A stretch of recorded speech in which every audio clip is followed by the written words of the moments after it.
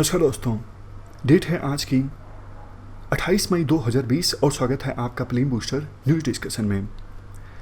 सबसे पहले important article चार धाम परियोजना से संबंधित है।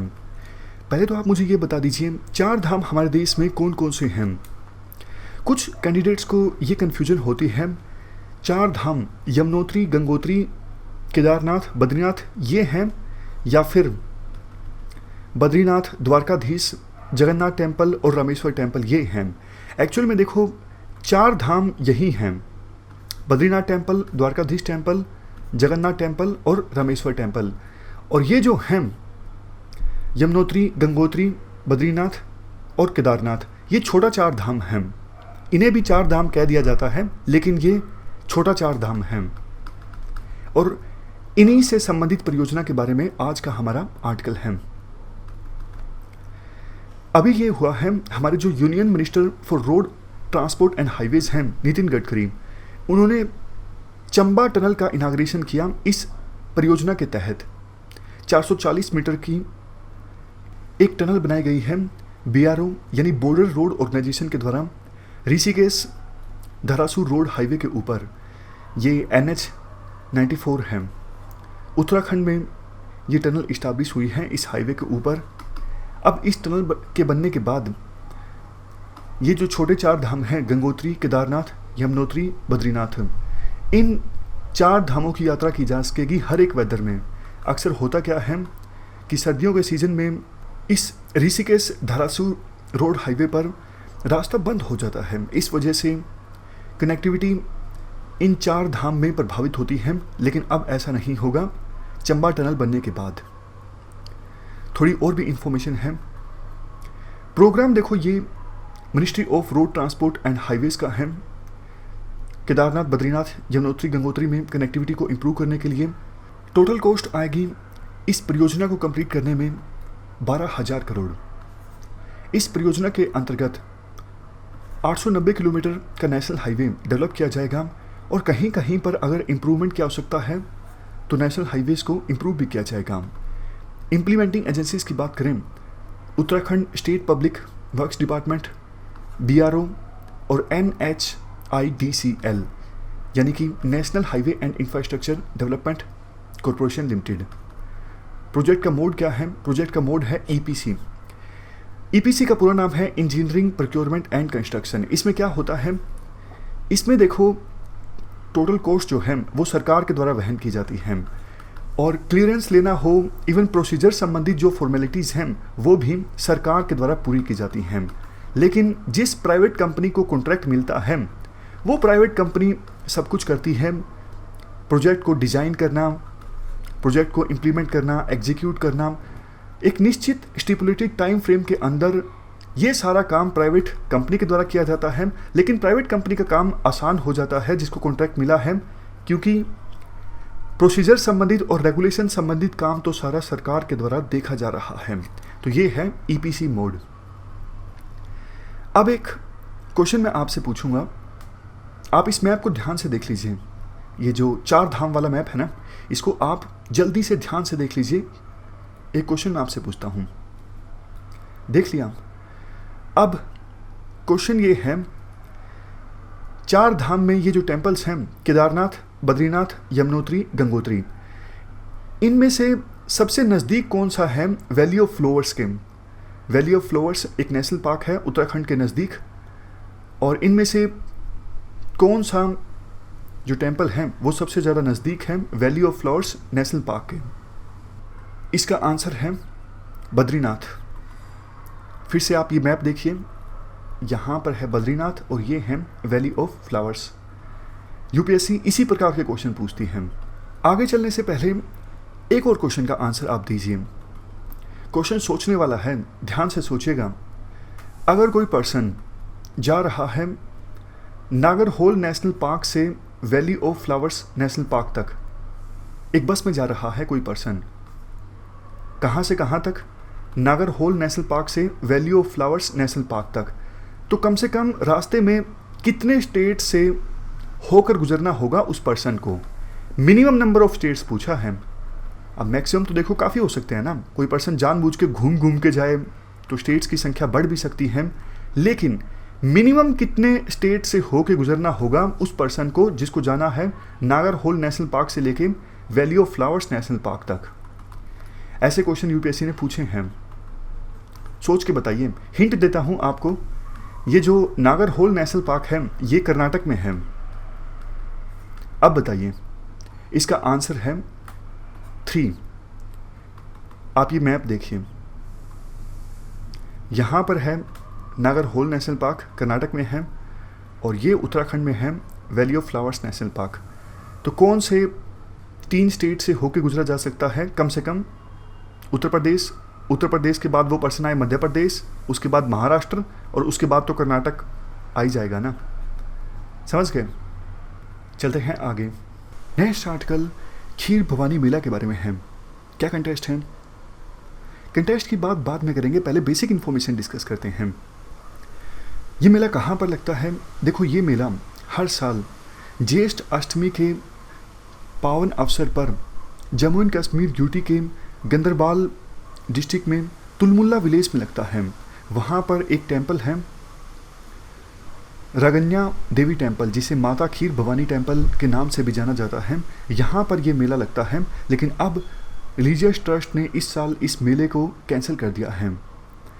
नाम में खीर इसलिए है क्योंकि यहाँ पर देवी को प्रसन्न करने के लिए खीर अर्पित की जाती है, इसलिए टेम्पल के नाम में ही खीर आ गया। सिग्निफिकेंस इसलिए है, ये देखो, कश्मीर में कश्मीरी पंडित कम्युनिटी का सबसे बड़ा रिलीजियस फंक्शंस में से एक है।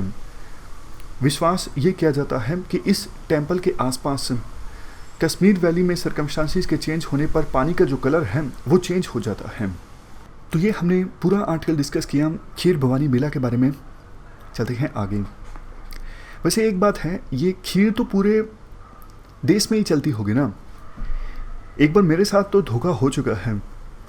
बेंगलोर में थाली ऑर्डर की और उसमें बहुत सारे आइटम्स आए। खीर को लास्ट के लिए बचा के रखा, लेकिन लास्ट में पता लगा ये खीर नहीं, ये कर्ड राइस है। खैर, अगला आर्टिकल हमारा NGC 3895 के बारे में है। क्या कंटेस्ट है? नासा की हबल टेलीस्कोप ने एक स्पाइरल गैलेक्सी की इमेज जारी की है जिसका नाम है NGC 3895। इसका कलर, इसकी शेप बैरिस्टा कॉफ़ी की तरह है। ये देखो, स्क्रीन पे आपको तस्वीर दिख रही है इस NGC 3895 की। बैरिस्टा खाने के आइटम्स आ रहे हैं आज, तो बैरिस्टा कॉफ़ी जो है उसकी तरह इस गैलेक्सी की इमेज है। इस गैलेक्सी को डिस्कवर किया गया था German born British astronomer William Herschel के द्वारा 1790 में, लेकिन नासा का ये जो हबल स्पेस टेलीस्कोप है, इस टेलीस्कोप के द्वारा इमेज ली गई इस गैलेक्सी की बाद में। लोकेशन की बात करें, ये देखो हमारे अर्थ से 161 मिलियन लाइट ईयर्स दूर है और उर्सा मेजर का पार्ट है। उर्सा मेजर क्या है? ये देखो, एक कॉन्स्टेलेशन है। कॉन्स्टेलेशन मतलब स्टार्स का ग्रुप, वो है ये उर्सा मेजर, और इसी का पार्ट है ये NGC 3895 गैलेक्सी। इस गैलेक्सी का डायमीटर 45,000 लाइट ईयर्स के आसपास है। तो यूपीएससी क्वेश्चन पूछेगी तो इस प्रकार से पूछेगी, NGC 3895 ये हाल ही में न्यूज़ में थी, ये क्या है? कोई नया एक्स्ट्रो प्लैनेट है, मिसाइल है, कोई दूसरी चीज़ है, या फिर गैलेक्सी है? तो आपको पता होना चाहिए NGC 3895 गैलेक्सी है। नेक्स्ट आर्टिकल तियानवन-1 के बारे में है। ये चाइना का देखो पहला मार्स मिशन है। जल्द ही चाइना अपने इस पहले मार्स मिशन को लॉन्च करेगा जिसका नाम है तियानवन-1। कंपोनेंट्स की बात करें, तियानवन देखो ऑल इन वन है, इसमें ऑर्बिटर, लैंडर, रोवर सब कुछ है। मार्स के ऊपर लैंड करने के बाद ये जो चाइना का मिशन है, वाटर, आइस इनकी खोज करेगा, सॉइल कैरेक्टरिस्टिक्स को इन्वेस्टिगेट करेगा और एटमॉस्फेयर को भी स्टडी करेगा। कौन से रॉकेट के द्वारा इसे लॉन्च किया जाएगा तियानवन-1 को? लॉन्ग मार्च 5 रॉकेट। और अगर देखो चाइना का ये मिशन सफल रहता है तो USSR और USA के बाद चाइना वर्ल्ड में तीसरा ऐसा स्टेट होगा जिसका मार्स पर लैंड करवाने का जो मिशन है वो सक्सेसफुल होगा। ये जो मिशन है एक्सपेक्टेशन के अनुसार 2021 के पहले क्वार्टर में मार्स पर लैंड करेगा और इसी टाइम पीरियड में नासा का भी अपना एक मार्स मिशन जिसका नाम है परसिवरेंस, इसे नासा के द्वारा लॉन्च किया जाएगा। और नासा का ये मिशन मार्स मिशन परसिवरेंस ये मार्स प्लैनेट से संबंधित सैंपल्स को कलेक्ट करेगा और वापस धरती पर लेके आएगा इस अपने 2 पार्ट्स कैंपेन में। तो ये हमने आर्टिकल डिस्कस किया तियानवन 1 के बारे में। चलते हैं आगे। Next article RT LAMP based test for corona virus के बारे में है। क्या कंटेस्ट है? CSIR IIM जम्मू ने पार्टनरशिप की है रिलायंस इंडस्ट्रीज लिमिटेड के साथ इस RT LAMP based test for corona virus को डेवलप करने के लिए। पूरा नाम है RT लैम्प का reverse transcriptase loop mediated isothermal amplification. इस टेस्ट का इस्तेमाल किया जाएगा डेवलप होने के बाद कोविड-19 को डिटेक्ट करने के लिए। अभी देखो कुछ ट्रायल्स तो कंडक्ट हुए हैं, मतलब कुछ पेशेंट्स पर ट्रायल किए गए थे और वो ट्रायल्स सफल साबित हुए हैं, लेकिन पेशेंट्स के बड़े सैंपल्स पर अब ट्रायल कंडक्ट किए जाएंगे और इसी के लिए CSIR IIM जम्मू के द्वारा पार्टनरशिप की गई है रिलायंस इंडस्ट्रीज लिमिटेड के साथ। ये जो कोविड-19 RT लैम्प टेस्ट है ये न्यूक्लिक एसिड बेस्ड टेस्ट है।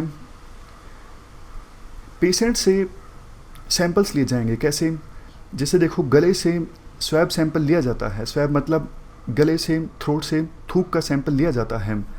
तो उस सैंपल की सहायता से ये टेस्ट परफॉर्म किया जाएगा। रिजल्ट काफ़ी अच्छा जल्दी आ जाएगा, 45 से 60 मिनट के बीच। कॉस्ट इफेक्टिव है, सस्ता ये टेस्ट कंडक्ट हो जाएगा और टेस्ट की एक्यूरेसी भी काफ़ी ज़्यादा अच्छी है।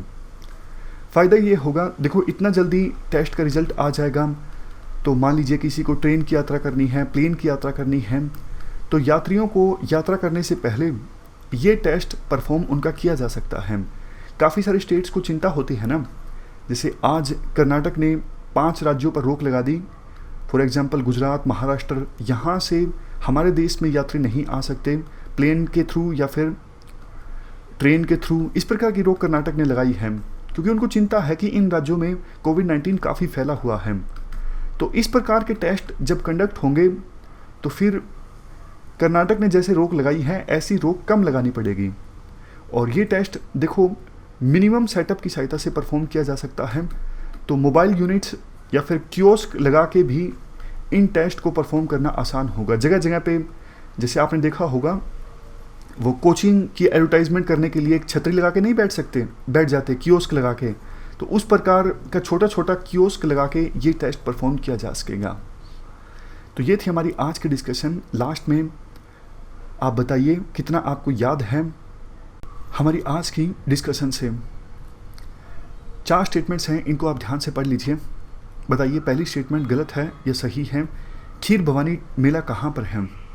उत्तराखंड में। गलत, ये जम्मू एंड कश्मीर यूटी में है। दूसरी स्टेटमेंट NGC 3895 ये क्या है? स्पायरल गैलेक्सी है जिसका कलर और शेप बैरिस्टा कॉफ़ी से मिलता है। सही। 4 Dham project ministry of road transport का प्रोजेक्ट है। केदारनाथ, बद्रीनाथ, यमुनोत्री, गंगोत्री ये उत्तराखंड में है, इन तक कनेक्टिविटी को इम्प्रूव करने के लिए। ट्रू। लास्ट में तियानवन 1 ये चाइना का लूनर मिशन है। गलत, लूनर मिशन नहीं है, ये मार्स मिशन है। तो ये थी हमारी आज की डिस्कशन। फिलहाल इस डिस्कशन में इतना ही है। Thank you very much for discussion.